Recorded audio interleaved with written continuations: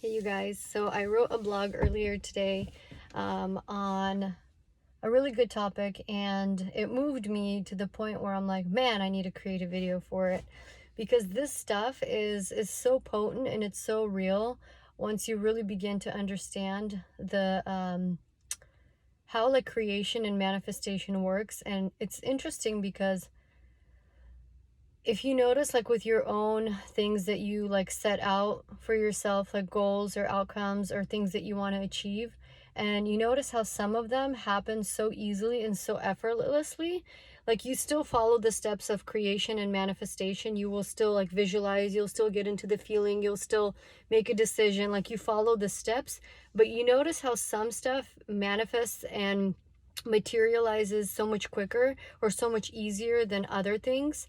And it really like dawned on me, and it actually, I just kind of understood it more on a deeper level when you're manifesting or you're creating and you have duplistic energy. So meaning, like, a part of you is like, yes, I want it, but then another part of you is like, no, if I reach for that, then that makes me a greedy person, or that makes me a bad person, or and what's interesting about these beliefs that a lot of us carry is that they're not conscious. So we're not sitting there thinking, oh, I'm going to be bad and greedy and selfish if I desire this outcome. But the belief and the idea and the story that we carry behind wanting something, for example, like you want an upgraded home, or you want to, create more impact in your business, or you want to create, more financial freedom. A lot of times what ends up happening is that we won't put our entire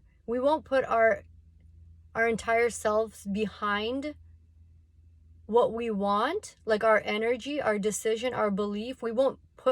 We cannot put ourselves fully behind the thing that we want when our energy is duplistic.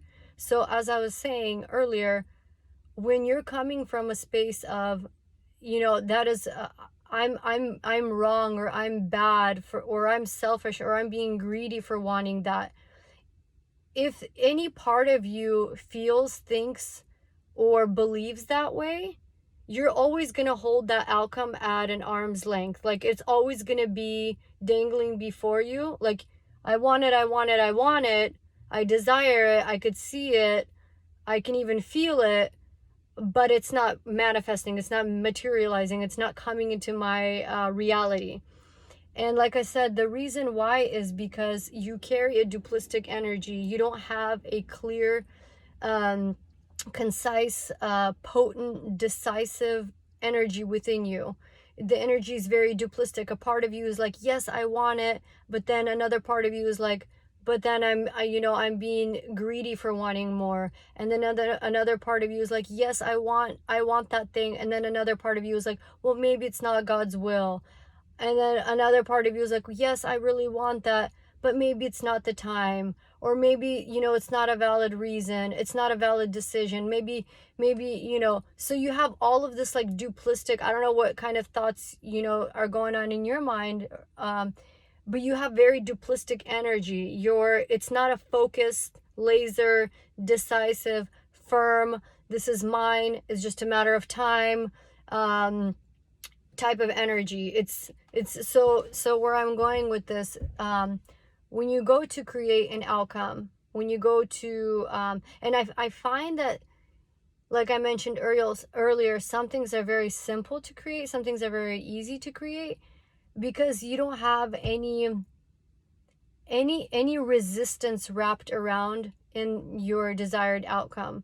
You don't have any of this icky, unclear, muddy, maybe not, I'm not sure, is it valid? Like I said earlier, is it good enough? Maybe I haven't done enough to achieve this yet. Maybe I haven't earned it yet. Maybe I haven't followed enough steps, maybe, and you have all of these, and at the end of this video, when you're done watching this and listening to this, I want you to journal on this question. Is there anything, is it wrong, bad, or selfish of me to want this outcome? And just sit with that.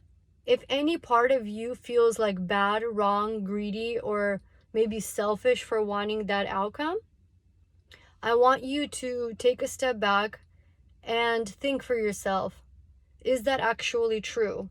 Are you really being bad, selfish, wrong, or greedy for wanting more financial freedom, right? So just a quick example, more financial freedom means more choice. More choice means you can do more things that your heart desires. For example, spending more time with your family, making home cooked meals, going to work out for an hour, or sitting in the sauna for 2 hours like I like to do.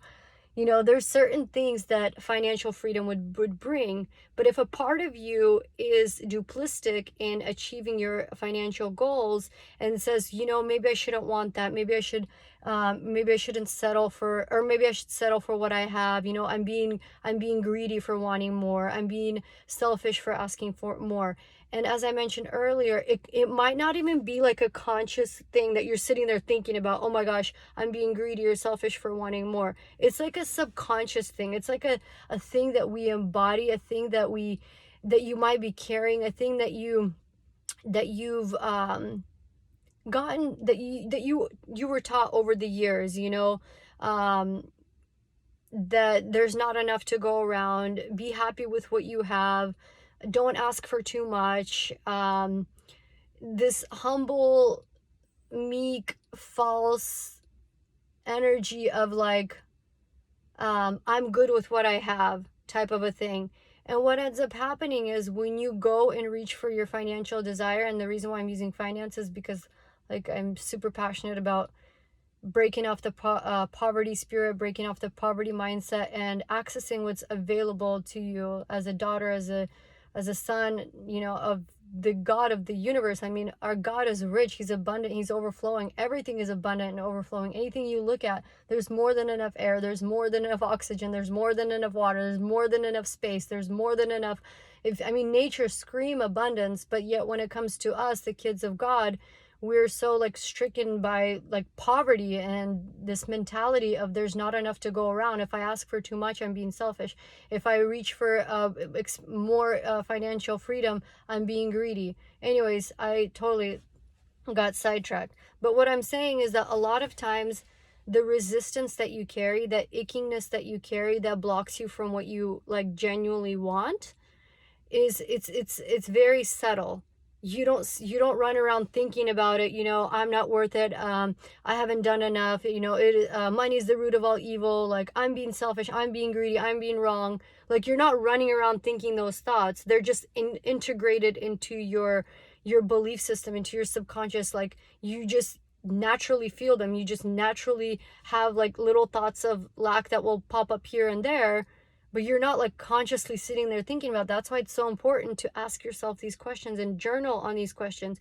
So you say you have so to backtrack a little bit, so if you have a desired outcome, you have a goal in mind that you want to achieve, and you find that you keep hitting a brick wall, that's the question I want you to journal. Is it wrong, bad, or greedy of me to want my outcome? And then just begin to journal on that question. If things come up, yes, like yes, I'm being bad, or yes, I'm being wrong, or yes, that's kind of greedy of me, I want you to begin to disprove those thoughts, disprove those beliefs, disprove those lies, those limitations, disprove them. Why is it not wrong for me? Well, it's not wrong for me to want financial freedom and abundance, because if I'm living in more financial freedom and abundance, then I have more choice. And if I have more choice, then I can spend more time with my family. I can make home cooked meals. I can, like I was mentioning earlier. So you kind of get the point of what I'm trying to say here. And then another question I want you to journal on is, it goes back to deservingness and worth. So another thing that I find people come up against when it comes to reaching for their desired outcome and their goals is, well, I haven't done enough yet. I'm not worthy yet. You know, I still need to fix this. I fix that. I still carry shame around this and guilt around that. You know, I yelled at my kids earlier. You know, I'm not in a good place here. I need to fix this. And so we're always looking around what's wrong versus looking at our innate worth and our innate deservingness.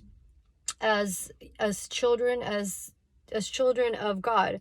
So just go back and journal on those questions. Disprove the lies, disprove, you know, whatever's coming up for you. Get super clear on, you know, understanding that your desired outcome is worth it, that you're worth it, and that there is, you know, there's more than enough to go around. Whatever it is that you genuinely desires you back, and it is on your life to have and to create and to live, and to experience. It's God's gift to you, but you must do the work of clearing up that resistance, getting super clear on, you know, why it is right for you to have what, you know, what you genuinely desire.